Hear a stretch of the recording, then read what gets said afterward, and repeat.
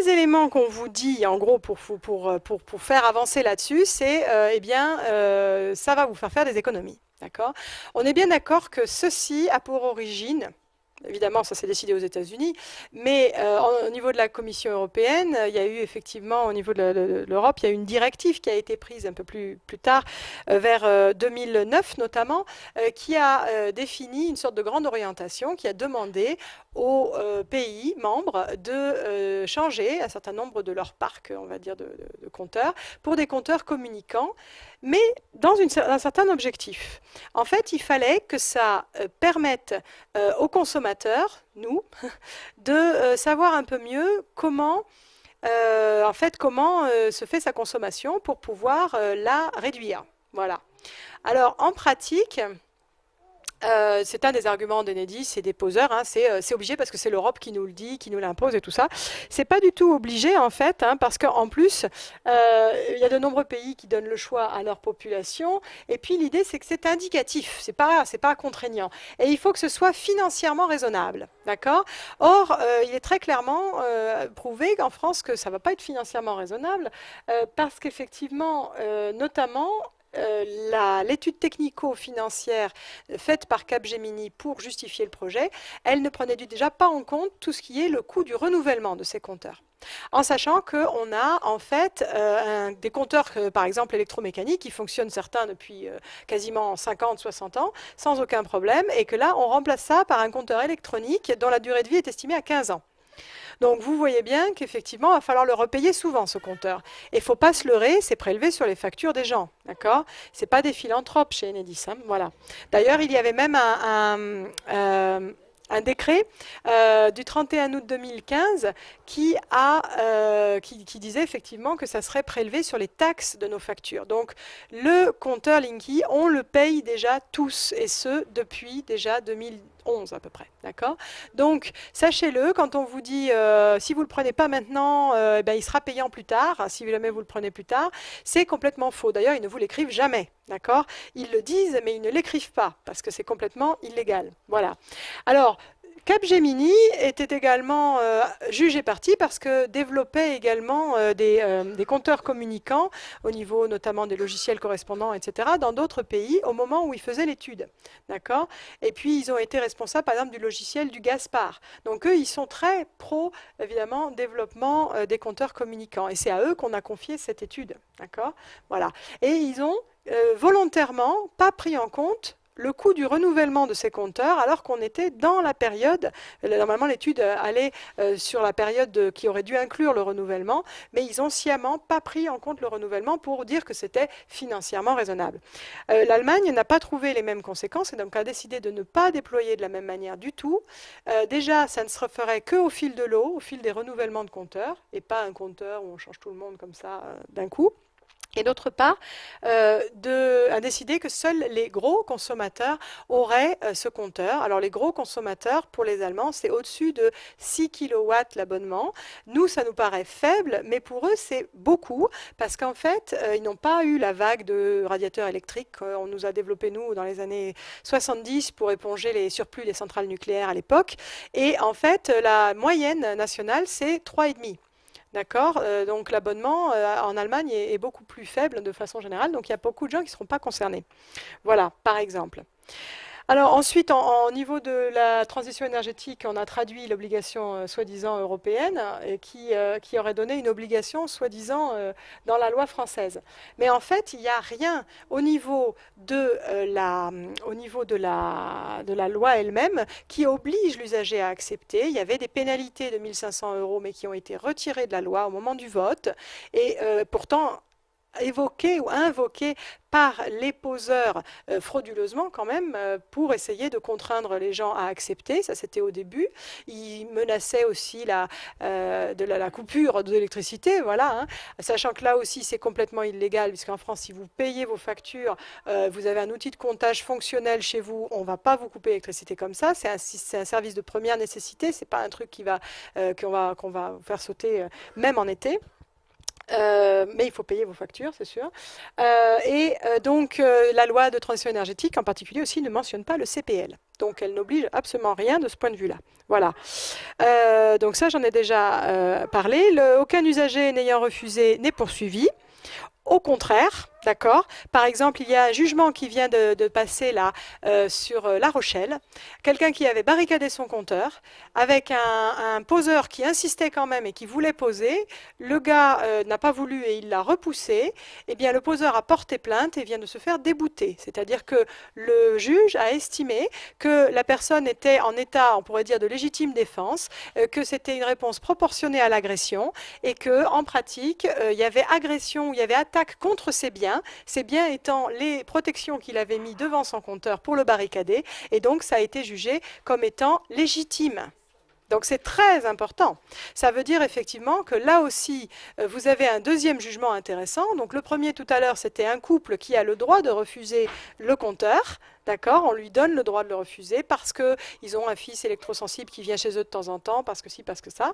Et deuxièmement, là, vous avez la personne qui a protégé son compteur et qui a le droit de la protéger, de la barricader, et qui donc est en état de légitimité quand il défend son bien. Son bien pouvant même être les protections qu'il a apposées sur le compteur. C'est essentiel ça, parce que ça décomplexe les gens qui pourraient se dire, moi j'ai le compteur à l'extérieur, mais je n'ose pas le barricader, on me dit que je dois le laisser accessible en tout temps, tout ça, et c'est vrai qu'ils vous l'écrivent. Je viens de voir une lettre envoyée en Bretagne par Enedis à des personnes en leur disant, attention, si vous ne, en gros, vous ne laissez pas accès sous 15 jours à votre compteur qui est barricadé alors que nous devons y avoir accès en tout temps, eh bien nous réservons le droit d'engager votre responsabilité devant les tribunaux. D'accord? Donc c'est une forme de menace voilée, mais qui ne dit rien, d'accord? Qui laisse planer un doute. Voilà. Et bien sachez-le, ça voudrait dire quoi? Ça voudrait dire qu'en tout temps, la personne qui a le compteur à l'extérieur devrait le laisser accessible pour raison de sécurité, mais quid des 20 millions de foyers qui ont le compteur à l'intérieur de chez eux? Les 20 millions de personnes ou de foyers qui ont le compteur à l'intérieur de chez eux devraient quoi? Laisser leur porte d'entrée ouverte pour que Enedis ait accès en permanence en cas de problème, pour raison de sécurité. Ça ne tient pas la route. Donc, il ne faut pas se laisser impressionner par toutes ces manœuvres, ces essais pour intimider les gens et pour leur faire soit ouvrir leurs portes, soit enlever leur barricadage, soit empêcher le barricadage, etc. Ça, c'est très important. Voilà. Donc, d'autre part, dans les lettres qu'ils vous envoient, parce qu'ils ont commencé à reconnaître que finalement, il allait devoir avoir un plan B, que tout le monde n'allait pas l'avoir et qu'il y aurait donc des relèves à pied. Okay. Alors, ils essayent de commencer à vous la faire facturer, notamment. Hein, donc, on va voir. Ils commencent à laisser planer le doute d'une facturation de relève à pied, sachant que la relève à pied, elle est déjà dans votre contrat, dans vos conditions générales de vente. Il y a déjà une relève à pied qui est prévue. D'accord? Donc, ça voudrait dire changer ces conditions générales de vente et avec votre accord. Parce que quand vous avez un changement substantiel de vos conditions générales de vente, eh bien, il faut que vous donniez votre accord explicite. Voilà. Ils peuvent toujours vous envoyer des nouvelles conditions générales de vente, mais si la seule alternative que vous ayez, c'est de résilier votre contrat, mais que finalement, ou que vous alliez, parce qu'Enedis a un monopole, vous êtes absolument contraint d'accepter ceci, ça pourrait être aussi une forme de vente forcée, etc., etc. Donc, il ne faut pas se laisser impressionner. Il y a beaucoup de recours possibles, il y a beaucoup de choses. Okay. Et quand ils vous menacent, entre guillemets, parce que vous ne respectez pas les conditions générales de vente qui disent que vous devez laisser accès à votre compteur, etc., même sur rendez-vous, eux non plus ne respectent pas les conditions générales de vente. Voilà. Sachez-le, ces fréquences, elles ne sont pas au contrat, par exemple. Hein, d'accord? Voilà. Et puis en plus, on transmet des données très détaillées qui sont beaucoup plus que les index d'avant. Donc on y reviendra tout à l'heure sur cet aspect-là. Il y a un aspect qui est très, très, très majeur, c'est l'aspect financier. Alors, l'aspect financier... outre l'aspect piratage d'ailleurs, qui est possible également, eh bien, sachez que en fait, en pratique, l'expérience des pays étrangers, on va dire, nous prouve qu'il y a un problème d'augmentation des factures. C'est-à-dire que malheureusement, quand en fait on regarde ce qui se passe ailleurs, vous avez par exemple dans un extrait de Take Back Your Power, les factures ont tendance plutôt à augmenter. Parfois, ça se fait carrément, on va dire, de façon un peu violente. Là, vous avez des habitants de la République dominicaine qui carrément démontaient leur compteur et venaient l'apporter devant la compagnie d'électricité parce que ils étaient très énervés de l'aspect doublement de leur facture, coupure d'électricité, etc. Voilà, vous avez un cas ici qui est un cas exemple. Vous avez des personnes qui, en fait, ont eu, vous pouvez le deviner quand, l'installation du compteur Linky. Pareil, des gens qui se méfiaient pas, qui n'avaient pas d'a priori négatif. Vous voyez fin février, donc ici, la pose du compteur. Et puis, vous voyez ensuite des index qui augmentent considérablement. Ils ne s'en sont rendus compte que, en fait, donc au mois de juillet, quand ils ont reçu leur facture de régularisation. Le 83% d'augmentation, il est faussé parce qu'il est calculé sur toute l'année calendaire qui remonte au juillet de l'année d'avant. Donc vous imaginez, c'est beaucoup plus que 83% d'augmentation, d'autant qu'en fait, bon, je les ai aidés à éplucher leurs factures et en pratique, les index indiqueraient qu'ils auraient consommé dans les 2 mois qui ont suivi la pose du Linky autant que dans toute une année de consommation habituelle. D'accord? Alors qu'on est au printemps, enfin vous imaginez quoi. Alors c'est un couple de retraités, ça fait 40 ans qu'ils sont dans cette maison, ils ont 3 fois rien comme appareil électrique, ils ont un cumulus, hein. Ils ont des chauffages électriques qu'ils n'utilisent pas, à part dans la salle de bain en chauffage d'appoint parce qu'ils ont un insert, et ils ont même une cuisinière à gaz. Donc effectivement, ils n'ont pas d'ordinateur, ils ont une télé, d'accord? Pas dire que ce soit ça qui consomme trop. Et donc, en fait, qu'est-ce qui s'est passé? Eh bien, ils ont reçu une facture de plus de 500 € de régularisation en juillet. Alors, quand ils ont appelé, on a essayé de noyer le poisson en leur disant, mais non, c'est parce que c'est un rattrapage, le gouvernement n'a pas pu augmenter assez, si vous voulez, le gouvernement, plutôt EDF, puisque là c'était EDF, n'a pas pu augmenter assez les tarifs parce que le gouvernement avait imposé une sorte voilà, de plafond. Mais ça n'a rien à voir là. C'est pas le problème, c'est leurs index qui ont décollé, donc qui se sont envolés. Donc là, on a essayé de noyer le poisson. Des gens qui ont plus de 80 ans, qui pouvaient aussi peut-être se laisser un peu embobiner. J'ai rappelé avec eux en disant non mais attendez, c'est pas ça du tout. Regardez, il y a vraiment un problème. Donc ils ont accepté de faire une réclamation auprès de Enedis. Enedis qui a envoyé un vérificateur qui est arrivé le 13 septembre dernier en disant, donc 13 septembre il y a un an, disant, vous savez moi ces compteurs je connais pas grand chose, hein, ça donnait pas trop confiance. De fait il a rien trouvé, mais ça veut pas dire qu'il n'y avait pas de problème. Ça paraît absolument évident à tout le monde, d'accord?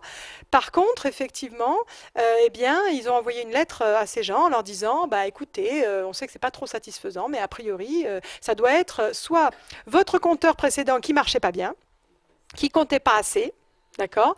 Mais on est gentil, on vous demandera pas de rattrapage, d'accord? D'ailleurs, sur quelle base? Parce que dans ce cas-là, comment calculer ce que les gens auraient dû payer?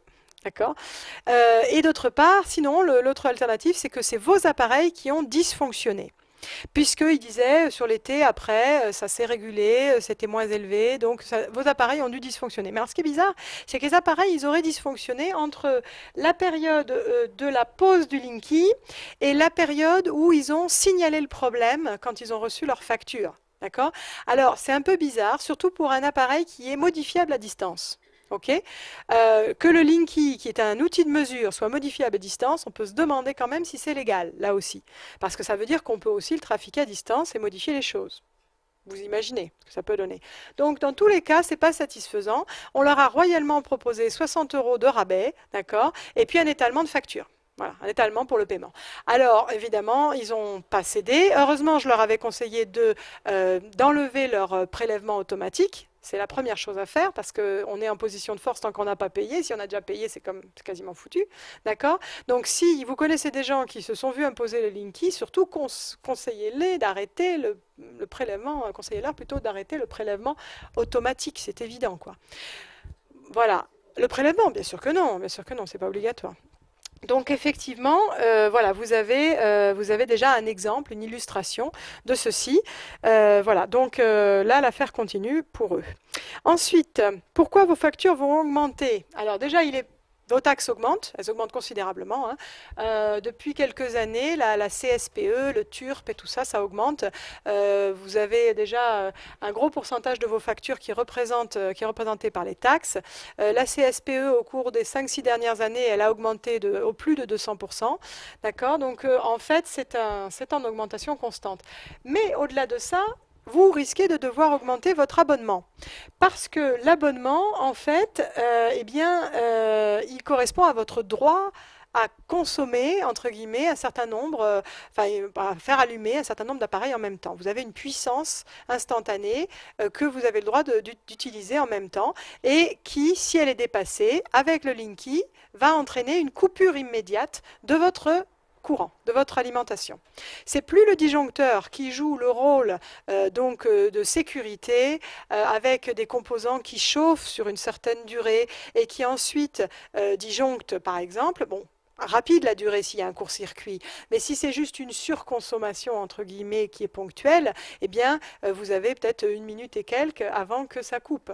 Et il faudrait qu'il y ait une grosse surconsommation pour que ça finisse par mettre en danger votre système. Là, c'est pas le disjoncteur qui saute, c'est le compteur. Et c'est immédiat. Et c'est d'autant plus, on va dire, pernicieux que les appareils électriques ont, en particulier s'ils ont des moteurs, ils ont une phase de chauffe en fait. Ils ont une phase où, dans un premier temps, la puissance utilisée est plus importante que la puissance habituelle. Ce qui fait que vous avez en fait, dans les premières 20 secondes au minimum, une surpuissance utilisée qui peut être par exemple jusqu'à 3 fois la puissance que vous utilisez de façon nominale avec le même appareil. Si le Linky est installé, il repère cette surpuissance et il saute tout de suite, alors que vous êtes dans la phase de pic initiale. Vous n'êtes pas dans l'utilisation nominale. Et donc, il peut arriver des cas comme ça. Vous avez là voilà, des personnes, des octogénaires, on va dire. Hein, donc c'est un article de la Nouvelle République en Indre-et-Loire. Donc Linky use les nerfs de 2 octogénaires. Et vous avez donc des personnes qui devaient descendre 15 fois par jour pour relancer leur système parce que le compteur Linky disjonctait à chaque fois que leur pompe à chaleur se déclenchait, par exemple. Voilà. Alors sachez-le, bon, ça arrive à beaucoup de monde, malheureusement. Et c'est pas une nouveauté parce que vous avez effectivement beaucoup de personnes qui, en Touraine, lors de la phase de test, vous avez une phase de test en Touraine et dans le Lyonnais en 2010, eh bien vous avez beaucoup de personnes qui ont dû prendre un abonnement supplémentaire, supérieur on va dire, et donc payer plus cher. Alors, on va le voir avec cet appareil. Il y a une autre raison pour laquelle les abonnements augmentent. C'est parce qu'il y a eu une sorte de petit trafic, si vous voulez, une sorte de petit arrangement qui s'est fait de façon discrète. C'est-à-dire, je vous ai dit que la phase de test, c'était 2010. Eh bien, à cette période-là, il y a quelque chose qui a changé sur toutes nos factures. Linky ou pas Linky, toutes nos factures ont changé dans les temps qui ont suivi. Les abonnements qui jusque-là étaient comptés en kilowatts sont maintenant comptés en kilovoltampères. Et on nous a dit 6 kilowatts égale 6 kilovoltampères, par exemple, c'est pareil. Eh bien non, c'est pas pareil. Malheureusement. Vous allez voir, c'est un peu comme si on continuait à vous vendre la même boîte de biscuits qu'avant, mais au lieu d'en avoir 12 dedans, vous n'avez plus que 10. Et vous ne vous en rendez compte, en fait, que quand le Linky est installé chez vous. Parce qu'en fait, on ne calcule plus exactement la même chose. Il y a un calcul différent de la puissance consommée à l'instant T, c'est-à-dire que avec le compteur électromécanique, par exemple, vous aviez un comptage qui était le même en kVA ou en kilowatts, parce qu'en fait, ils ne savaient, eux, compter qu'en kilowatts, on peut dire, votre puissance. Avec Linky, on compte en kilovoltampères, la puissance utilisée, c'est la puissance apparente. Et du coup, pour un certain nombre d'appareils, ça ne donne pas la même chose. C'est-à-dire que pour tout ce qui est résistif, c'est-à-dire un four, un grille-pain, les ampoules anciennes, vous savez, à incandescence, ça ne change pas. Mais pour tout ce qui est appareil à moteur, électronique, donc là-bas, hein, lampe fluo compacte, etc., pompe à chaleur et autres, eh bien, vous avez un composant qui est très important et qui compte, qui modifie finalement la puissance instantanée qui vous est comptée. Regardez le calcul là-haut. bon, sans rentrer trop dans les détails, si vous n'avez pas Linky, on vous compte la puissance active en kilowatts. Cette puissance active, c'est un produit donc en volts, donc de la tension, multiplié par l'intensité en ampères, multiplié par un cosinus phi, qui est on va dire, un coefficient de déphasage. Bon, je ne rentre pas dans les détails, mais le cosinus, comme tout bon cosinus, il est entre 0 et 1. Donc si vous avez un cosinus qui est égal à 1, comme c'est le cas pour ces appareils-là, ça ne change rien qu'il soit là ou qu'il ne soit pas là. Mais si vous avez un cosinus phi qui est par exemple plus proche de 0,5, 0,6 comme les ampoules fluocompactes, eh ben, c'est très important parce que si on l'enlève du calcul, la puissance qu'on vous compte pour la même lampe est beaucoup plus importante que quand le calcul, vous voyez un coefficient minorant de 0,6 qui lui était appliqué. Le coefficient minorant étant le cosinus phi correspondant. Avec Linky, on va compter la puissance apparente en kVA, ce qui fait qu'on n'a plus le cosinus phi dans le calcul. Et moyennant quoi, cet effet minorant pour toute une série d'appareils ou de lampes disparaît. Et donc, mathématiquement, eh bien, on va finalement atteindre la limite de notre puissance autorisée beaucoup plus tôt. Voilà. Et donc, crac, ça veut dire que si ça disjoncte, on va nous dire, ah oui, ben, il faut que vous preniez un abonnement plus cher. C'est simple. Hein. Vous consommiez plus illégalement, et donc, quelque part, maintenant, vous ne le payez pas, et ben maintenant, il faudra que vous le payiez. Alors qu'en fait, il y a deux choses qui changent. C'est que, avec Linky, on ne compte plus la même chose, on fait disparaître le cosinus phi du calcul. Et deuxièmement, eh bien, on l'a vu tout à l'heure, je remonte ici, d'accord? Eh bien, vous avez une disjonction qui peut intervenir immédiatement dans la phase de chauffe, dans la phase de pic de l'appareil. Alors qu'en fait, votre appareil, peut-être si on attendait 3 minutes, eh bien, il consommerait beaucoup moins. D'accord? En puissance instantanée. Voilà. Alors, pour mettre ça en lumière, je vais inviter quelqu'un à venir lire donc, sur ce petit appareil la puissance instantanée ou la puissance, donc la puissance apparente ou la puissance active, quand je vais allumer la lampe. La première ligne va nous indiquer donc en watts et la deuxième en voltampères. Ce qui veut dire que on va dire qu'on a par exemple un abonnement de 40 watts, d'accord, au lieu d'un abonnement de 6 kW par exemple. On a un abonnement de 40 watts, et puis un jour on nous dit, bah, ça sera plus 40 watts, ça sera 40 voltampères. Et puis on nous dit, ça va être pareil. On va voir si ça va être pareil. Voilà. Alors, j'allume une lampe. Est-ce qu'il y a quelqu'un qui veut venir lire? Vous pourrez lire peut-être? Oui. Alors, j'allume. Il y a une première phase de chauffe, si on peut dire.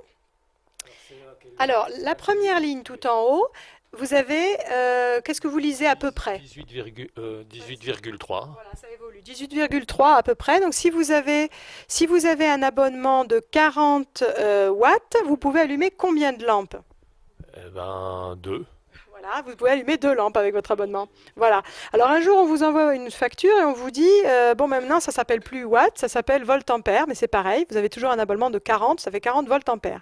Et puis là, ben, votre même lampe, on va la compter en voltampères, en bas, la puissance. Et alors, vous regardez la ligne du milieu, deuxième ligne. Oui. Et là, on est à 31, 32.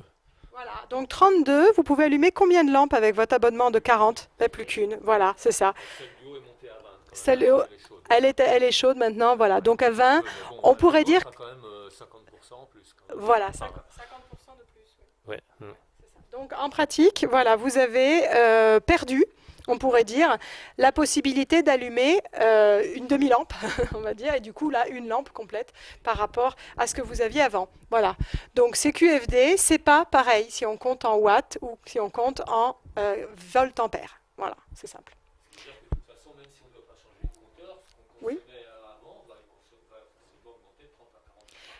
Alors, si vous changez pas de compteur, vos compteurs actuels, ils ne comptent, par exemple les compteurs comme ça, ils ne comptent pas la puissance en kVA, ils la comptent en kilowatts. D'accord? Voilà. Là, voilà, officiellement, on vous comptera plus. Voilà, c'est ça. Et donc, vous atteindrez plus rapidement la limite de votre abonnement et vous serez, pour un certain nombre d'entre vous, si vous êtes limite, voilà. Exactement.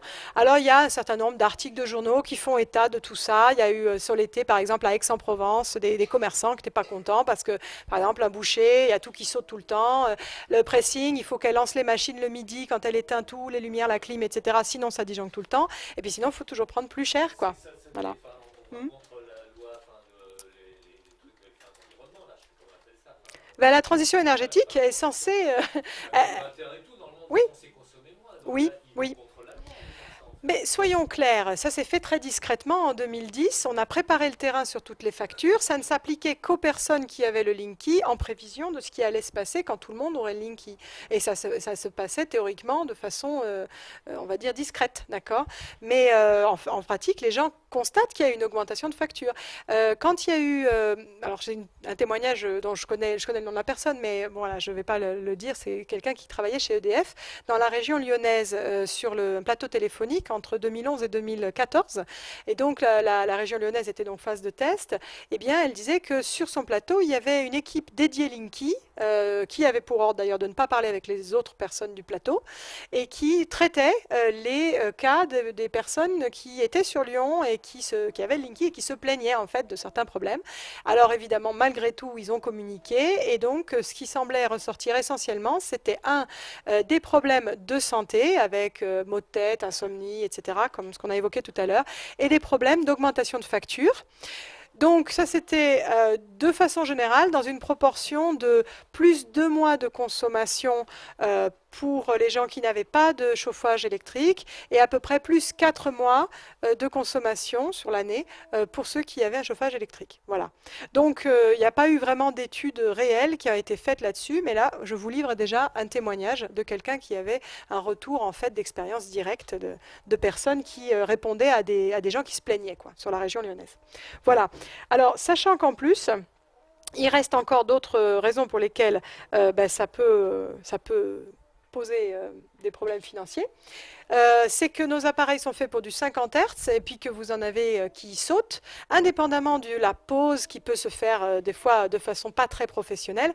Malheureusement, là, on a eu beaucoup d'articles de journaux dans les derniers temps qui sont sortis sur des cas de personnes qui, par exemple, là, c'était à Toulouse, au Mirail, vous avez, je crois que c'est du côté de Bacatel, je ne sais plus exactement, vous avez effectivement un immeuble entier qui a en fait eu une surtension très importante à cause de problèmes de poseurs qui avaient mal géré ça et qui a fait qu'effectivement, bon, bah, l'ascenseur a grillé, il y a plein de gens qui ont plein de choses qui ont grillé chez eux. Et puis, bah, ils ont publié un article dans la Dépêche parce ils ont voulu, 3 mois après, alors qu'ils n'avaient aucun remboursement, que les Enedis n'envoyaient pas les experts pour les rendez-vous contradictoires avec l'assurance, etc.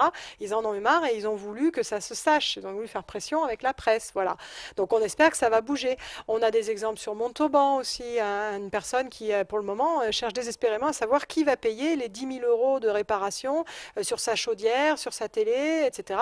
Voilà, vous avez un cas, là c'était à Albi, il y a peut-être moins d'un mois de ça, quelqu'un, carrément, il y a tout qui a sauté. Quand il était allé à l'hôpital, lui, il avait refusé en plus. Et sa femme l'emmène à l'hôpital, il rentre, on leur a posé le compteur et en plus, il y a tous les appareils grillés. C'est là. La bonne nouvelle. Et bien là, ça c'est très difficile. On a eu des échos de personnes qui ont été en Touraine au moment de la phase de test et où on leur disait évidemment les assurances ne remboursaient rien. C'est vraiment pas facile parce qu'en plus, allez le prouver. Alors quand c'est la pause, évidemment, qui est en cause, ça peut se faire. Mais déjà, vous voyez que c'est pas facile. C'est le parcours du combattant. C'est clair. D'ailleurs, historiquement, Enedis, donc ex-RDF, n'est pas connu pour être particulièrement aidant quand il y a un problème de consommateur qui a vu ses appareils électriques endommagés. Hein. Ça, je vous recommande. 60 millions de consommateurs, donc c'est mai 2014. Vous avez dégâts électriques, donc RDF laisse les usagers sous tension. C'est un document parmi les nombreux qu'on peut vous faire passer si vous voulez. On a la possibilité de vous envoyer par Internet aussi un certain nombre de documents. Si vous voulez, on peut faire circuler une feuille où les gens peuvent mettre leur nom et leur mail et leur téléphone éventuellement. En tout cas, écrivez très lisiblement, en particulier le mail, parce que des fois, sinon, si vous n'avez pas le téléphone, on peut pas vous envoyer quelque chose de correct. Voilà. En tout cas, il est clair que là, vous avez donc une sorte d'historique où on montre que les gens finalement, bah, ils doivent faire jouer leurs responsabilités civiles et que Enedis botte en touche de façon générale pour tout ce qui est, on va dire, dégâts de leur fait, et essaye de faire jouer plutôt la responsabilité civile de la personne. Voilà. Donc en ce qui concerne les appareils, eh bien, voilà, c'est un petit peu chacun pour soi, parce que allez prouver que votre appareil n'avait pas un défaut, ils vont vous dire que votre appareil avait probablement quelque chose, il n'était plus sous garantie. Oui, non, mais ça, c'est parce qu'il y a un incident de pause. Mais il n'y a pas que ça. On a eu des cas de personnes, par exemple, qui ont eu une machine à laver qui a pris feu sur pot ou un frigo qui a pris feu sur pamier. C'est des trucs après ça. Ça peut intervenir quelques jours plus tard. Et là, c'est pas la pause. D'accord? Mais le problème, c'est qu'effectivement, déjà, il faut que tout le monde témoigne quand il y a un problème. Et puis, aller prouver que c'était pas, voilà, il joue sur du velours avec ça. Et puis quand il y a un problème d'installation électrique obsolète, je vois dans cette maison, par exemple, qui est en cours de rénovation, bah, ça va changer. Mais vous avez beaucoup, beaucoup de maisons en France où c'est très, très, très vieux. Et là, je vais vous dire, ils ne se préoccupent pas de savoir s'il va y avoir un problème ou pas, quoi. Et on envoie donc dans les appareils quelque chose qui n'est pas fait pour. Voilà. C'est clair. Voilà. En plus, bon, effectivement, au niveau assurance, Enedis est couvert par EDF et la couverture assurantielle d'EDF, elle n'est pas tout à fait très claire. Il faudra que vous investiguiez, par exemple. Là, on a une citation d'un article qui donne des pistes. Mais effectivement, voilà, c'est particulièrement un petit peu bizarre. Bon, on parlait effectivement des assurances qui ne remboursent plus les ondes et champs électromagnétiques. Et puis, il existe également une raison pour laquelle les factures augmentent, c'est que derrière cette histoire on va dire, de vous inciter à consommer moins, etc., c'est surtout aussi vous inciter à consommer moins aux heures où ça leur coûte cher de vous fournir de l'électricité. C'est-à-dire qu'en fait, il y a des pics de consommation en France, en particulier l'hiver, en particulier, je ne sais pas, le soir, quand tout le monde chauffe, tout le monde se fait à manger, etc. Et du coup, eh bien, pour eux, parfois, c'est trop et il faut qu'ils achètent, par exemple, à l'étranger, ça leur coûte cher. Donc, ils voudraient faire une gradation du tarif en fonction de l'heure, du jour, de la saison, pour répercuter sur l'usager les coûts correspondants à ce qu'eux doivent payer au moment où ça leur coûte cher de produire. Donc, l'idée générale, c'est que vous allez avoir un tarif extrêmement variable qui ne va pas être facile pour s'y retrouver. C'est-à-dire quand vous avez besoin de l'électricité, l'idée générale, c'est de faire un tarif très dissuasif. Alors, soit vous avez la possibilité, par exemple, de cuisiner à 3 heures de l'après-midi et vous ne cuisinerez pas le soir, ou vous mettez un pull plutôt que de chauffer si vous avez des radiateurs électriques, vous mettez même plusieurs pulls peut-être pour certains, et puis ça va se passer à peu près sans conséquences financières pour vous. Mais si vous n'avez pas le choix, et si vous êtes un peu pris en otage par des radiateurs électriques, un logement passoire et tout le reste, et que vous avez une famille, par exemple, vous ne voulez pas un truc trop froid, vous serez obligé de payer beaucoup plus cher parce qu'au moment où vous voulez consommer, c'est le pic de consommation et ça vous coûtera plus cher à ce moment-là. Alors il faut savoir, par exemple, voilà, cet article donc, de la Nouvelle République, une grille tarifaire beaucoup plus complexe.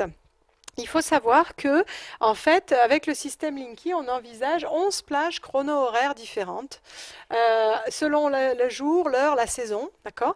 Donc, on vous a dit, en fait, que vous allez pouvoir avoir une visibilité sur votre consommation pour pouvoir agir dessus.